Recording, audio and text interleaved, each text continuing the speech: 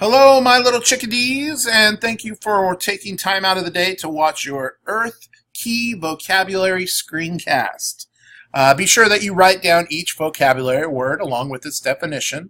Don't be afraid to pause and take your time, because the better you write these down, the better it's going to benefit you on the quiz. When you're done with this, move on to brainpopjunior.com and watch the Earth video.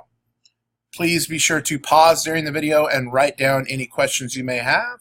You're also more than welcome to add any notes to your notebook. So here we go.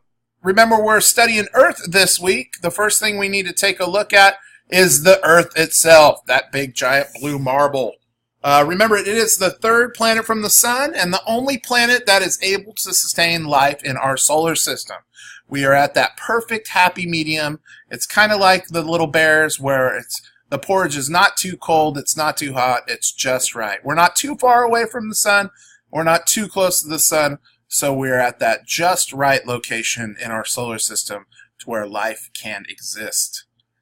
The next thing we're going to talk about is crust. Now, we're going to kind of break our Earth apart, kind of like a giant gobstopper, and we're going to see different layers. And the first layer we're going to talk about, just like a pizza, the outside layer is the crust. It is the thinnest layer of Earth, but more importantly, it's the layer that we are in contact with every single day.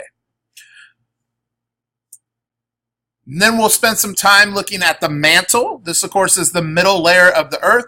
It's the thickest layer, and really it's mostly made of rock, but it's in transition nonstop. It's going from liquid rock to solid rock, back to liquid rock, back to solid rock. And we'll take a look at a lava lamp and see why that has a connection with our mantle. Next, we'll be taking a look at the core. If you broke open a gobstopper, this is the very, very center. And in our Earth, the biggest difference between this and a gobstopper is in the middle of our Earth, it is in millions of degrees. So the core, of course, is the very center, and it's mostly made of liquid metals, and it is extremely hot.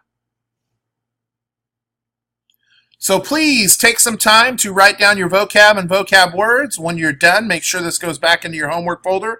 We will be talking about this first thing when you show up tomorrow. Thank you for paying attention.